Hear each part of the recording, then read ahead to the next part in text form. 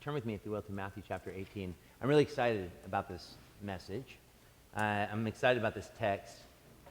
I'm excited because my son Henry's here. And this message actually was a message that God gave me almost, I guess it was 7 years ago, when Henry was 5 years old. And I was meditating on this particular text about Jesus bringing the child into the center, into the midst of the disciples. And he holds up the child and he says, this is what you need to be like to enter into the kingdom of heaven. And I started reflecting and meditating upon, well, what does that actually mean? What is Jesus? And once again, Jesus doesn't spell out. He doesn't say, and this is what a child is like that you need to emulate.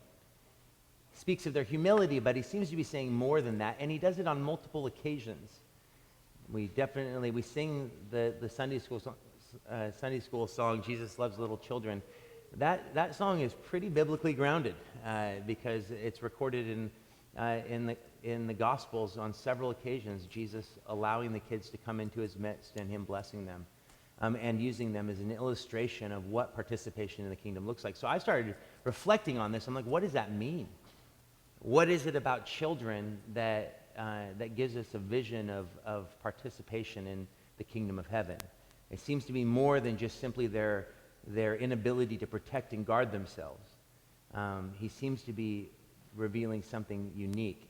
And so I started looking at my own children to try to discover what it is that Jesus is calling us to. And I'm excited to bring that to you today, just kind of going over this text. And it's funny because I wrote down all these observations about Hank, and even I did all these cruel experiments on him, asking him questions that you should never ask your children to prove my points, which I'll share with you the results of that. And Hank, I promise I will not embarrass you, but maybe just a little bit. All right, Matthew 18, verses 1 through 6. At that time, the disciples came to Jesus saying, who is the greatest in the kingdom of heaven? Something they seemed to be regularly concerned about, hoping that he would say, oh, for sure it's going to be you, Peter. And calling to him a child, he put him in the midst, right in the center of all of them. And he said, truly I say to you, unless you turn from the stupidity of this question, essentially. Turn from your ignorance about who I am and what the kingdom of heaven is like, and you become like children, you will never enter the kingdom of heaven. Notice he's speaking to his disciples. He's saying this is the key to entrance into the kingdom of heaven. We should take this very seriously. When Jesus says you will not enter the kingdom of heaven unless you become like something, our ears should perk up. That's like pay attention to what's being said. But then he just gives you this very ambiguous, instead of a statement, he just picks up a baby. Because in the Greek, child actually, it would be more accurate to say infant or toddler.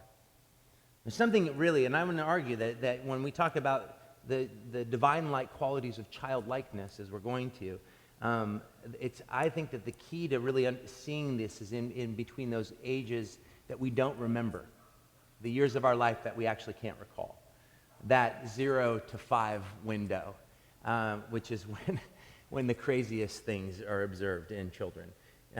He says, and whoever humbles himself like this child is the greatest in the kingdom of heaven. Let me just ask you a question. Do children humble themselves? No, children are humble. Little kids, toddlers. You're never going to meet a proud 4-year-old. Like, I worked with 2- and 3-year-olds in high school. I showed up when nap time was over. I never ran into a 2-year-old that happened to get up 15 minutes before the other 3-year-old and said, look at, he's so lazy.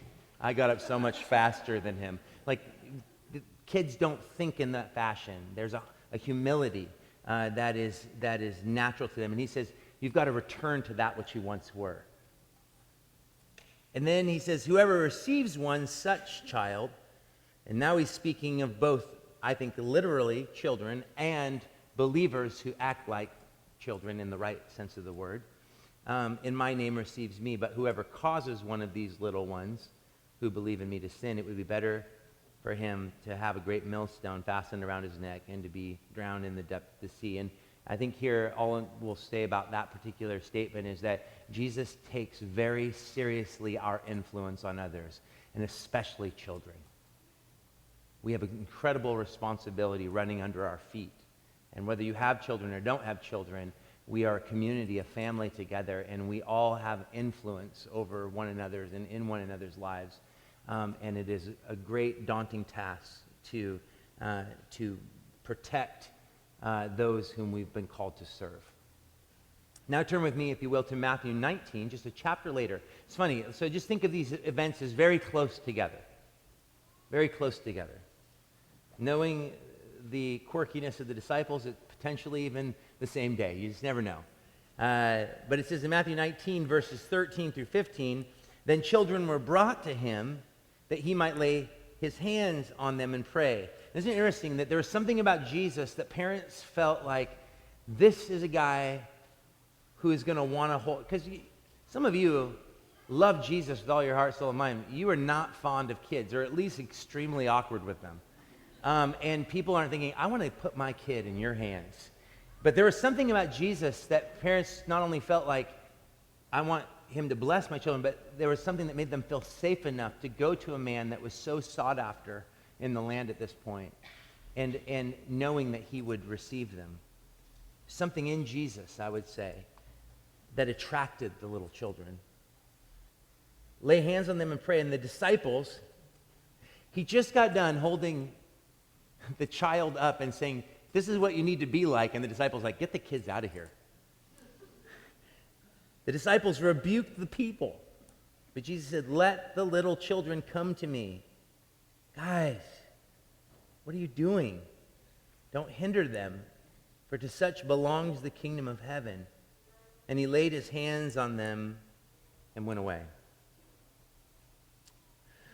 When I thought of this passage years ago, kind of in connection to a sermon I read by George MacDonald in his collected unspoken sermons called Child in the Midst. And in that sermon, he put this little nugget in my head that just stirred up something, my imagination.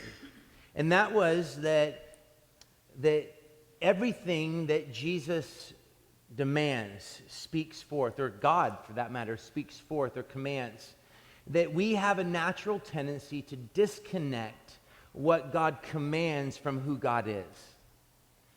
But the consistency of God's character and his purposes and plans means that which he requests of us, he is requesting because it is true of him. That unlike us in our parental world, where sometimes our demands of our kids, we tell them not to watch certain things, but we ourselves watch them. Or that's not how God acts. He's different. He's a better parent that way. If he says it's not good for you, he would say that because it's not good for him. But you see how we actually rationalize a lot of behavior. I actually knew a great children's pastor who tragically died. Children's pastor at the church I first was said that, and he would not watch any film that his toddlers couldn't watch, because he's like, if it's not good for their little minds, why is it good for my aging, dying mind? I was like, it's a deeper conviction than I hold personally, but I actually appreciate the conviction. I actually think it lines up with a consistent view and vision of God, in that God says, do not steal, because he doesn't steal.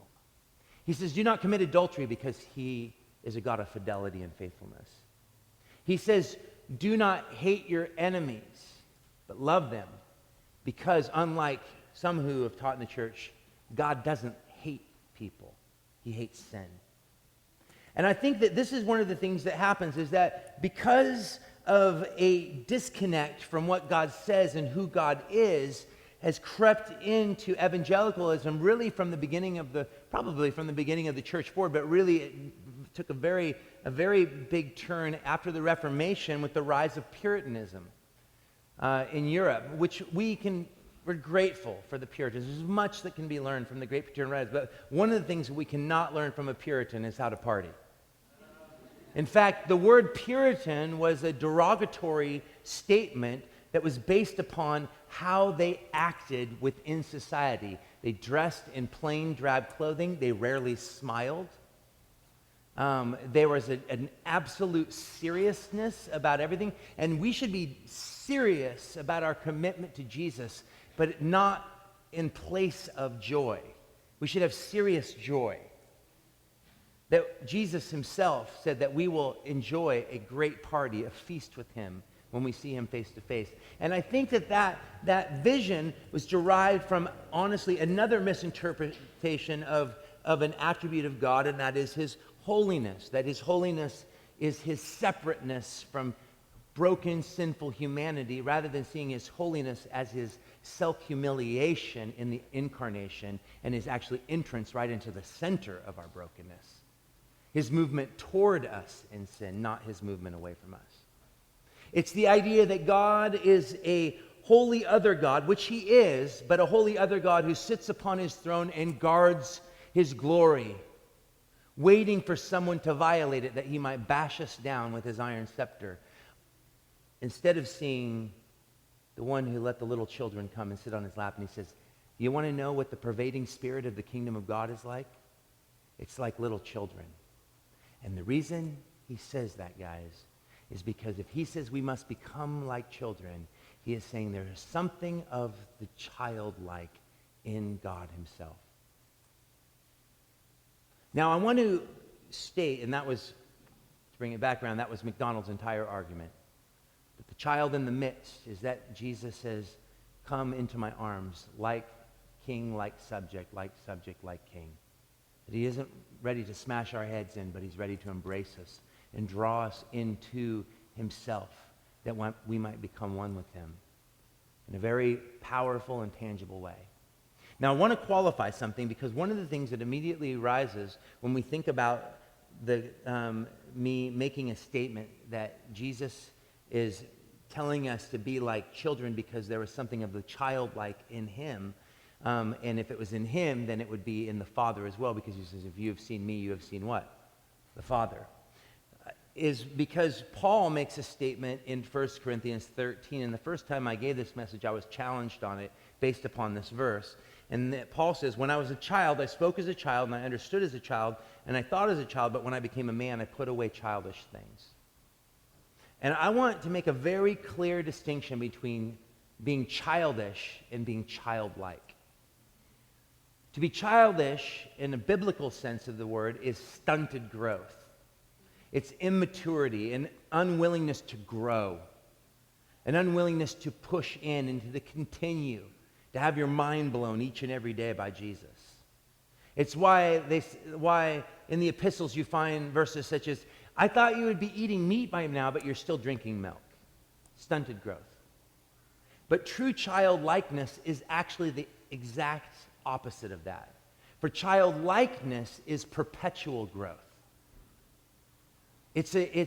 Children are absolute and total sponges who are amazed by everything that they are confronted with. I mean, as a parent of two amazing children, Henry and Hattie. Henry is 13, sitting by my lovely wife Darcy, and Hattie, who's in the children's room right now, who is 9 years old. They both exhibited that kind of wonder. I mean, Darcy and I were looking at baby pictures recently. We'll come across, and it just gives you this pang, because there's this sweetness, this innocence, this vitality, this wonder, this humility that you find. There's just so much we can learn about God from looking at our kids.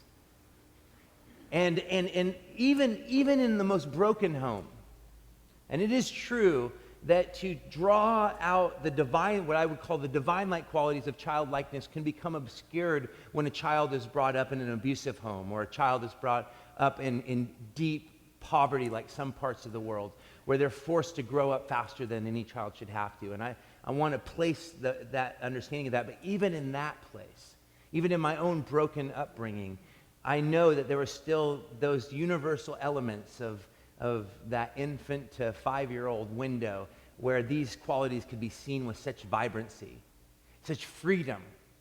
Isn't it the child, really, the toddler is truly the most free human being, are they not? Last night, I was working on the side of my house. I've been stripping all my siding to bare wood and clear coating it. Let me tell you that it was a better idea when I started it than 2 months in. It looks amazing, but it is a crazy amount of work. But I was working on the house, and I just hung lights back over our yard, and across the street, our neighbors Robin and Will, who attend Door of Hope, they have two beautiful little girls, Adela and Alma Lou. And Adela's 6, and Alma is 3. And every day, every single day, when I go out on my front porch, if they are out on the front porch, they scream across the street, "Hi, Josh. Where's Hattie? Where's Henry? Where's Darcy?" I mean, just like they're so personable and just love people, and they just trust the world around them. And Alma, I'm absolutely positive that this girl is an absolute exhibitionist. She is never clothed. Like seriously, at least twice a week, if not 4 to 5 times a week, she is on the front porch naked, buck naked. "Hi, Josh." and this little 3-year-old is so stinking cute. And last night, Hattie brings Adela over, and Alma Lou felt left out, so Robin walked Alma across the street, and I was on a ladder, and I looked down, and there's Alma, and she's wearing this like Indian skirt that was just ribbons, like that's all that the skirt was, completely naked, with just this sheer ribbon skirt thing on. And she was like walking through our house, like she had flats on and this ribbon skirt, naked. It was like a little tribeswoman or something. And she was so funny. She's dancing like in our house, like just an absolute, like, no self-consciousness, no self-awareness, she's not wondering, like, I wonder what people will think if I'm naked. That really has never crossed her mind, ever. And there's something really, there's something so beautiful, so pure about it. And I think that this begins to give us even a story like that. There's something that we can learn about the kind of childlikeness that Jesus wants from us. And so I'm going to bring you through for us to see. Jesus says that you want to be great in the kingdom of heaven, you got to essentially be like Alma. You got to be like my memory of little Henry when he was little, and Hattie, and actually they still have those elements. And sadly, the world gets its hooks in our kids much younger these days, doesn't it? And begins to shape them and grow them up much too fast. And I think that we have to protect those divine-like qualities. And we have to actually encourage them to continue, not necessarily to continue naked, but to continue with just a sense of that unconscious faith, that humility, that wonder, that vitality, that ability to live in the moment. We've got to protect it, because this is the key, guys. Our ears should perk up. This is the key. This is the key. So what are these divine-like qualities? Because we're not talking about childishness here. We're talking about childlikeness. Well, the first quality that I think Jesus is trying to get his disciples to grab a hold of is that children live with an unconscious faith. They're never doubting. They don't doubt. Belief is easy. I mean, we live in a time where we think it's bad to tell our kids that Santa Claus is real. And and he is. He is real.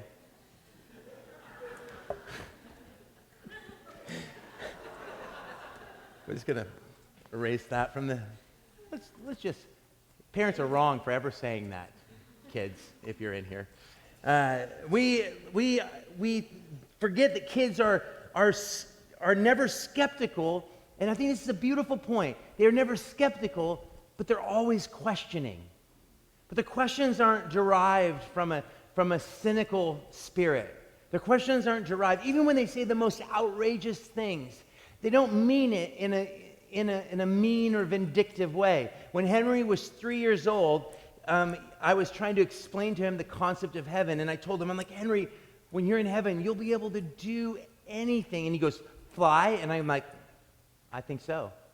And he goes, and pee on your head? I'm like, I guess.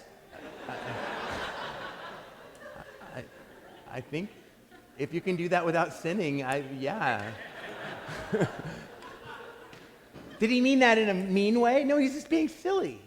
There was no cynicism in that statement. But if he said it now, he would mean it in a cynical, sarcastic way. And I love this idea that they exert a faith that's not even aware of itself. Little kids believe. They exert an unconscious faith. My kids, and here's one of the cruel experiments I did when I first formulated this message when Henry was 5. I called the house and I was working on the sermon and I said, hey, Darce, can you put Henry on the phone? And she's like, yeah. And so Henry gets the phone. He's like, hey, Dad. And I'm like, hey, buddy, what are you doing? And he's like, playing. And I'm like, can I ask you a question really quick? And he goes, yeah. And I go, do you ever wonder if Mommy and Daddy loves you? You're like, why would you ask that? We're the worst parent. And he goes, do you? And I'm like, of course we do. And he goes, that's a weird question, Dad. I'm going to play. And he just handed the phone back to Darcy. And I was like, all right, he truly expresses an unconscious faith. It was like a cruel psychiatrist trying to get information. It scarred him. He's still to this day. He asked me, he's like, are you sure you love me, Dad? No, he doesn't. He doesn't even remember asking that question. That's the point. And the fact is that kids, I could tell Hattie, jump off the play structure into Daddy's arms. That's too high for me to catch you. And she would do it. There's absolute trust. Even to this day, still, neither Henry nor Hattie wake up and go, I wonder if Mommy and Daddy will feed me today. They just expect us to do that. And we're like, man, they just expect the world, don't they? I actually think that there is an element of that. That can get ugly and perverse and twisted. But in an element for a toddler, you expect nothing less than them letting you take care of everything for them. And don't you think that's essentially what Jesus is asking of us when he puts up the little child? He's holding up a helpless child that probably can't even speak, and he says, this is what you need to be like. And the child is not even aware that it exerts trust without even trying. It's a self-forgetfulness that is so beautiful, which brings me to this verse, Hebrews 11:6 says, but without faith it's impossible to please him.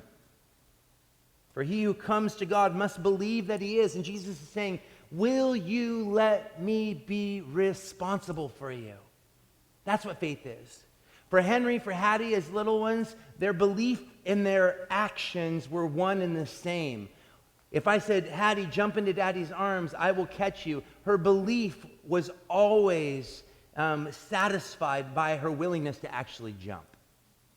It wasn't, I think you will do that, but I think it's best not to do that. That is an unconscious faith. Think about toddlers walking. God in his genius created babies with heads too big for their bodies, which pulls them in a forward motion. And when I stood Henry up and I'm like, all right, buddy, now walk to me, he didn't be like, man, this coffee table on the left, sharp corner, they didn't wrap that very well. I don't see Mama. There's no strategy for if I fall to the right. They're not thinking. They're not analyzing either. They're just like, all right. And what do? Flat on their face. And even then, you're like, hey, come on, buddy, you can do it. They're like, no way. I know what it was like last time. Nope, they're just flat on their face. You're like, come on, you can do it. You're like, just flat on their face. And they learn to walk because there is a fearlessness, because they believe, if I believe that you can do this, you can do this. And they trust us. Trust us. And I think that this is one of the things that Jesus is trying to show us. It's powerful, isn't it? It brings me to something else that is directly connected with. That unconscious faith leads to the second quality of divine-like quality in childlikeness, and that is humility. For toddlers, they're never judging, they're never critical, they're never proud. They may be self-concerned, I'm hungry, or I have to go to the bathroom. But they're never there's no self-analysis. There's no sitting around contemplating their existence. I promise you, even the greatest philosophers in human history, such as Kierkegaard or Kant, or none of these great thinkers, Nietzsche, they weren't contemplating their existence as 3-year-olds. They were just playing with sticks and balls and laughing at goofy faces from their parents, just like every other kid. Sometimes wonder if that self-analysis has actually been anything but harmful for us. That over-focused concern with what is going on in our lives and the loss of our ability to see the world around us. A loss of humility is a loss of seeing the world for what it is, amazing and a miracle. A loss of humility is the opposite of humility is not pride in the sense of I think I'm better than everyone else, because the other side of pride is self-hatred, and neither are humble. Because if the focus is on self, what's going wrong in your life or what you think is going amazing and better than everyone else, both are the wrong answer, and little ones are not like that. There is a gentleness, a humility. And you think about kids, there's the children, our small children, they don't, clicks come earlier than we wish they would come, for sure. But I didn't see them in the 2- and 3-year-old room. It's weird how it starts to begin to surface a little bit when you get up in the 4 and 5, and for sure by the time they're in 1st and 2nd grade, groups start to form. But it's not in those years that we don't remember. Did I ask this group, how many of you remember your life before 5? Have I asked you that? Because I've already given the message twice. I did not. Anyone in here remember their life before 5? Before 4? Okay, now you're lying. So here's the thing. It's hard actually to even determine before 4 if it's memories that have been given to us through our parents' retelling stories. Because I have memories of I think when I'm 3, but I think it's just that my mom's told me so many times what happened.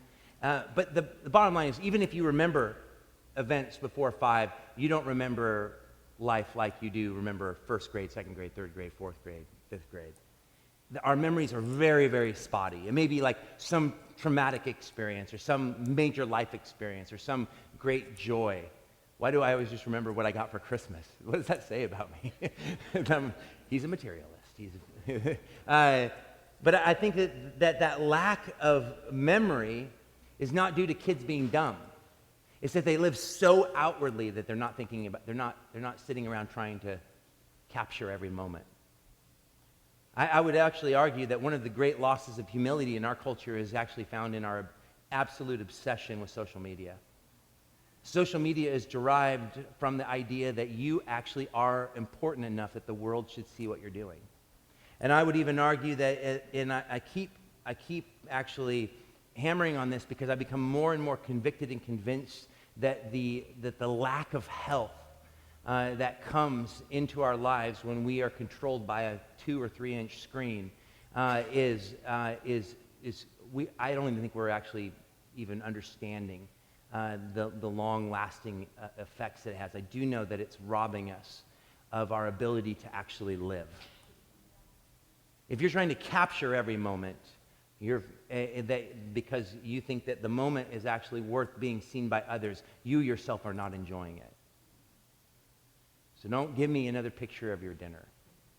Stop taking selfies. I actually encourage, and it doesn't matter how you take a selfie, even if you try to hide your arm like you didn't take it. It's so obvious when you took it. And I want to encourage, I think it'd be really cool if Door of Hope as a community, if you refuse to actually, Darcy and I have been slowly weaning ourselves off, just slowly weaning off.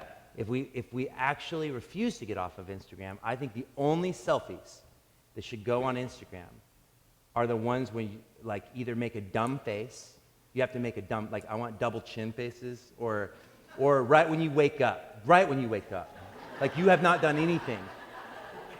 Right before you go to bed when you're really exhausted and frazzled.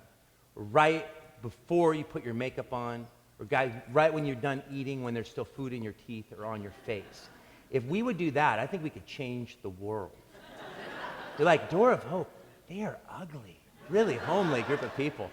But think about this, is that we don't understand humility because we are taught from the earliest age that we are actually the most important thing in the universe. And social media gives us the ability to actually put ourselves at the center of our little small universes. But that's not how kids live. And I think Jesus is trying to get them to see that. And they didn't even have social media yet, and they're already concerned about who would be the greatest. It would be much harder for him to illustrate this. He'd have to really spell it out for us if he came today and did the same thing. And I think that humility is not something that can be overlooked. Blessed are the meek, for they shall inherit the earth. Isn't it our attempts to make ourselves great in the eyes of others the very thing that causes us to lose life, not actually gain it or find it? I think the third thing that brings us to, when we live with an unconscious faith and we live with humility, what that brings us into is the thing that I think is one of the leading losses in American culture, if not Western culture as a whole, and that is the loss of wonder. Little kids live with wonder. With wonder. The smallest thing can keep them entertained for hours. But you see, we have lost wonder because connected to wonder is the idea of sanctified imagination. Sanctified imagination.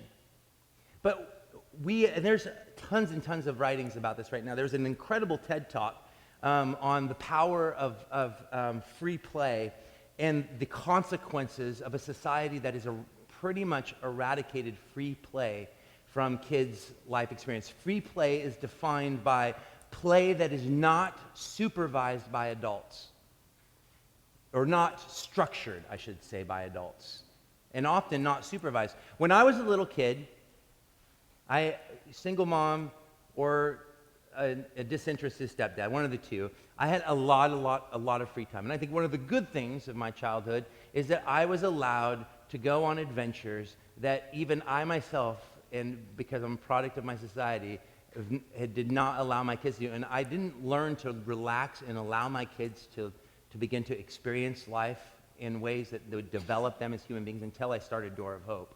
And I just realized I could not keep my eyes on them 24 hours a day and have them turn out to be normal adults or me survive it. And so when I was a little kid, I would go out in the woods in like second grade, third grade. We'd like go hike out like a mile into the woods and find salamanders. We'd beat each other up with sticks. We'd throw dirt claws at each other. I actually did, Henry, just in case you're wondering, I actually did have a kid pee off a ridge onto my head when I was down in the stream. I didn't get a disease. I didn't die. I pushed him down the little dirt ledge after he did that. We got mad at each other, we yelled at each other, pushed each other, and then we made up and played the rest of the day and went home, and we all had all our limbs. I used to do a game in 6th grade in Eastern Washington with a group of friends where we were allowed to shoot each other in the desert with BB guns, where we would get one pump, and then the other kid had 10 seconds to run.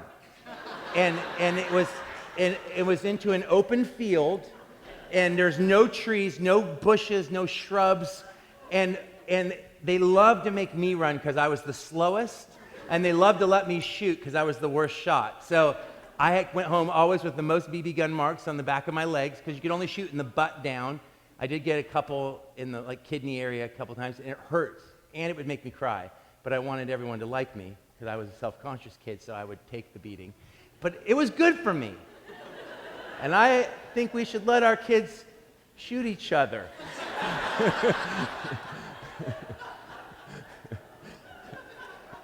Now we're like, don't even give them toy guns. Portland, so weird. We are the weirdest. We're the weirdest town. It's amazing. In that TED Talk, the conversation on free play, he says that when we don't allow kids to actually learn how to interact with one another on their own, they do not learn conflict resolution.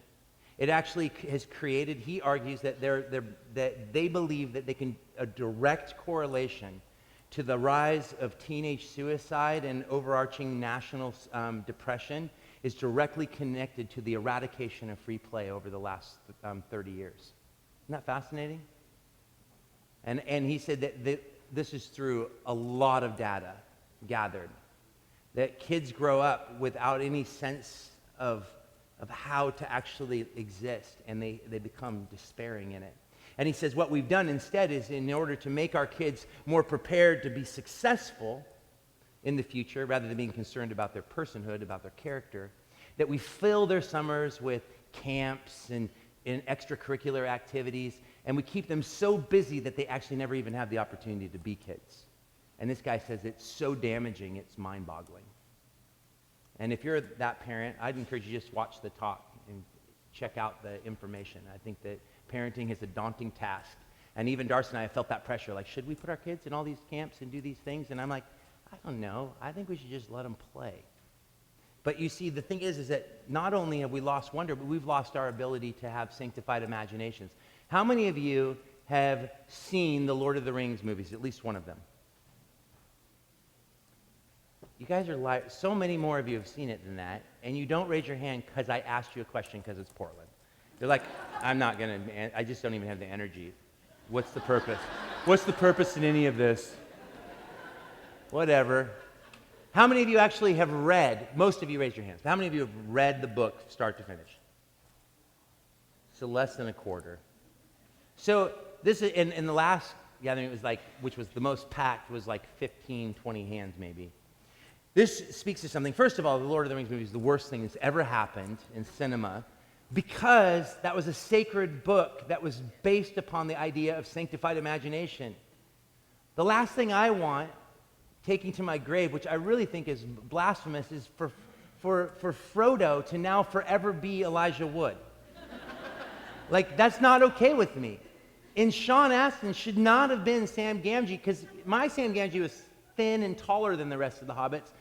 Sean Astin was best in Goonies, and he could have stopped right then. Maybe Rudy. That was the other good one. But I think that this is the thing, is that all jokes aside, we have found a way to actually do the creative thinking for others. By the entertainment world does the imagination for us now. It's very difficult. Kids have so much that they don't know how to even play basic. When I went to the Philippines and saw kids playing with a stick and a string, because that was all that was available in the village, and they seemed to be having so much more fun and so much less conflict. And they were swimming in a river without any adult supervision. And they were like 4-year-olds out there swimming. I had a 4-year-old climb a coconut tree, like literally 50 feet in the air with a machete in his mouth, and cut down a coconut. And I was like, where are your parents? and then I was like, they're actually happier. That was the one thing I noticed about the country. They were so much happier than we are. So much happier. Even the kids are just happier, because they are able to continue to be what they're called to be, which is kids. Wonder, without sanctified imagination, how are we, if we don't learn to reignite that sense of wonder, how are we going to actually serve and worship a God that we cannot see with our physical eyes? Without sanctified imagination, following Jesus and believing with your whole heart, soul, and mind that he is actually present every moment of every day becomes an impossibility. Let me just tell you about sanctified imagination, and this is where I have to share something about my son. Henry, when he was little, from the time he was 2 years old till he was 5, he had an imaginary friend named Big Bear. Are you okay with this story, Henry? Okay, good. Now, Big Bear, he died tragically at 5 when we went on a family vacation to North Carolina. And he stopped talking to Big Bear on the vacation. I was like, what happened to Big Bear? And he's like, he died. I'm like, what do you mean he died? He's like, he didn't get on the plane. And I'm like, really? He goes, and he said, I saw him out the window on the wing. I'm like, so Big Bear just flew off? Yeah. But this is how Henry played with Big Bear. So Henry loved these things called adventures. And what he would do is he would take these little books. From the time he was a little boy, he loved books, and he would surround himself with books, and he would have conversations with Big Bear, even before he could read, about the book. So if it was a book about animals, he would pretend he was in a zoo or a zookeeper. And I remember one time I was listening to him talk, because it was so cute, because he would talk, and he'd lean over the book, and he'd get so excited. His little hands would have like all this energy, and he'd be like, pigs live on farms. Pigs live on farms? Yeah, they live on farms. Really? Do they roll in the dirt? They do roll in the dirt. I did not know that. No, they do. They do roll in the dirt. This was his back and forth with Big Bear. was so beautiful. So I remember we went to the doctor. We're like, should we be worried about Henry's imagination? Like, no, your son's, his hands, his talking shows just an incredibly vibrant imagination that you must protect because it's getting rarer to see. And I think that this is just a power of like that kind of wonder, that kind of ability to engage the unseen. For a child, their bedroom is an entire universe. And what happens when the room just becomes a room? Something sad is lost, isn't it? When we go outside and the flower doesn't surprise us anymore. When we complain about the beautiful blue sky. And then we complain about the rain. We don't see God's hand in any of it. When we forget that life really is a miracle. Our kids don't miss that point.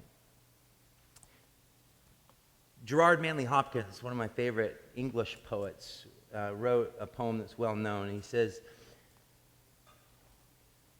"O Lord, grant me the grace of wonder. Surprise me, amaze me, awe me in every crevice of your universe. Delight me to see how your Christ plays in 10,000 places. Lovely in limbs and lovely in eyes, not his. To the Father through the features of men's faces. Each day enrapture me with your marvelous things without number. I do not ask to see the reason for it all. I ask only to share the wonder of it all." Do you have that kind of prayer? Do you see the reality of Jesus in the faces that you talk to? And the people that you love and serve? Do you live with wonder? Jesus. Because wonder produces gratitude, it really does.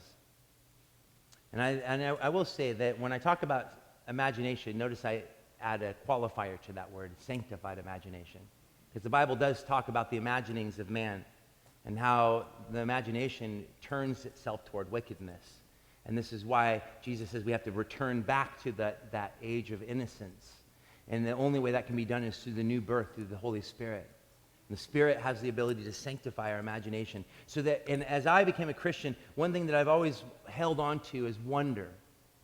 And I saw myself losing it last year. A lack of excitement when I opened up my Bible, where usually it's like I just would open up the Word and like Jesus just blow me away. And it's just, Lord, show me something I've not seen before. Give me insight. Make this time with you an adventure. I think that people lose that in their relationships. Isn't romance an element of something that's familiar and safe and an adventure all at once? And I think that this wonder is deeply needed because it leads us into the fourth, and we only have two more, which is vitality. Little children live with energy that is just incredible. And adults, we get so apathetic, we get so lazy, we're not motivated to live differently. We often say, I want to change, but do nothing to do it.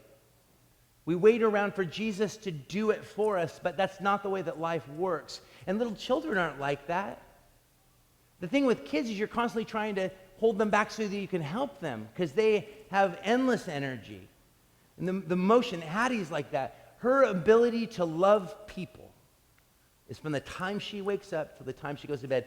Hattie's energy level is like, oh, Hattie, I can't do it. All she wants is just to be engaged in life with others. It's a beautiful quality. If I'm ever weary from that quality, it's because of my own deadness, my own loss of childlikeness, that I can't keep up with her vitality. What's the phrase that a little toddler uses? Do you know what is a common phrase with toddlers? When they experience something new that they love. What do they say? Do it again. Do it again. And when they say do it again, it's always over weird things that we wouldn't say do it again to. Like notice how strangers will walk, if you're a parent, how strangers will walk up to your baby and just be like, like making weird, like we don't do that to each other as adults. But kids, that's amazing. This is blowing my mind right now. Hattie has this amazing new thing that she's been doing. It's so funny. Anytime Darcy says, or I say something to her that surprises her, she looks at us and she just goes, and she does it a lot, because a lot just, so I don't even know where she picked that up. It's so funny, though. and I think that kind of vitality, that kind of energy, it's we who have gotten old. It's we who have lost our way. It's not kids who need to calm down. It's adults who need to get energized, who need to get life. Do you know that every great movement in church history began with young adults? Door of Hope's success and fast growth was due to the fact that we reached young adults early on. And young adults have energy, and they stay up late, and they hang out with lots of people, and they want to be friends with everybody, and they're idealistic and optimistic, and so they invite everybody and their mother to go to church. And we're grateful for that, because Door of Hope is what it is because of the vitality of youth. And I think that this is something that slowly dissipates with age. We get more tired. Things wear us out. We get less patient. Children never weary. Repetition is release for them. And I believe that our Father in heaven, as Chesterton said, does not get weary from telling the sun, do it again, or the moon, do it again. Isn't that what Paul said? Let us not grow weary while doing good. Which brings me to the final quality, the divine-like quality of childlikeness, is the ability to live in the moment. I think that children are the most masterful about this. They never spend their time worrying about yesterday. They rarely care about occurrences from yesterday unless it can benefit them today. I love how children have no concept of time. And maybe I am more childlike than I think, because I have a really hard time conceiving time as well, for anyone that's tried to meet with me. But I think I think about how Henry, if we had an event, something coming up, he would ask, I would try to tell him when it was going to be, and he would ask me how many sleeps it was going to be. How many sleeps? I'm like, well, including naps. Daddy's not good with math. but I think what an amazing, like, for him, a day was the waking hours, and then there was bedtime. That was the measurement of time. And I think that the ability to live in the moment, it allows you to never be rushed, never to be worried. And when you live in the moment, you're never wasting time, because the only time you have is right now. But you see, as we get older, we become more and more haunted by the mistakes of yesterday, or the things that we should have done yesterday that we still haven't done yet today. And when we get older, we begin to become deeply fearful of what's coming tomorrow. And the more we live between those two thieves, the more we lose our ability to actually live. Isn't that funny? Once again, taking that social media thing, if we spend all our time trying to capture every moment, are we not in our desire to make some sort of immortal statement? Is it not, we're not living more life, we're actually losing life. We're losing life. I felt that way when I tried to film every aspect of Henry, back in the day with the little, and I was like after the big camcorder, but trying to film Henry, all these things. I did it for like 3 months, and I was like, oh my gosh. Like, I don't want to look at him through this. I want to just look at him. And there's just a point where they just stopped. It was like, I am no longer interested in carrying this around. And by the time Hattie came around, it was like pictures, but it was like no film at all. It's not because we cared less. It's because we wanted to enjoy her more. We kind of learned from that mistake.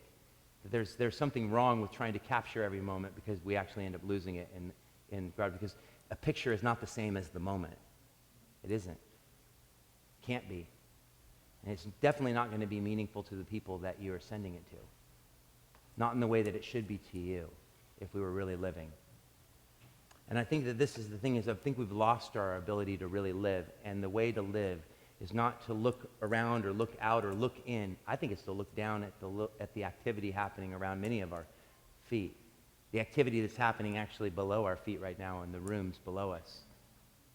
That Jesus says, here's the key to entering the kingdom of heaven. It's to become like a little child. And so here we have it, guys. Are you living in that moment? Because the scripture says again and again, today, now is the time of salvation. Not tomorrow, not yesterday, right now. Today, his mercies are new. Jesus wants to free you, liberate you from the bondage of yesterday so that you can live in the moment, which alone will prepare you for the future. Children do that. So here they are, an unconscious faith, humility, wonder, vitality, the ability to live in the moment. And all we can think of as we look at our example in Jesus is that we must remember that he was a lamb before he was a lion. What does the lamb represent for us? It literally is the most harmless mammal, at least, maybe of any. Has anyone ever actually held a lamb? I'm absolutely positive that it could not do damage to anyone. I mean, poodles are more dangerous than lambs. I mean, and what does a lamb actually represent? Purity, innocence, gentleness, actually weakness. And that's the thing, is that Jesus entered fully into our weakness and he made it his own. And it's through that entrance, through the Lamb, that he comes out as victor and Lord and King and Lion.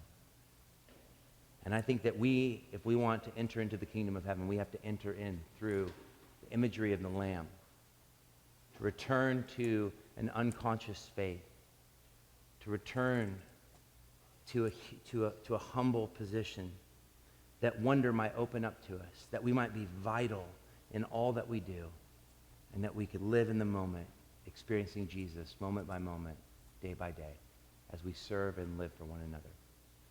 Amen?